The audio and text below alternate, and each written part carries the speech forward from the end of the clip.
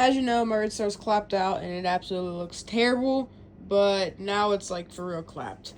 So, my motor wire is, yeah, that is wrong with it.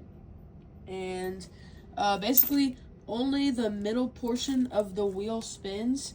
So, it spins this wire out every single time I plug it in. So, yeah, we are screwed.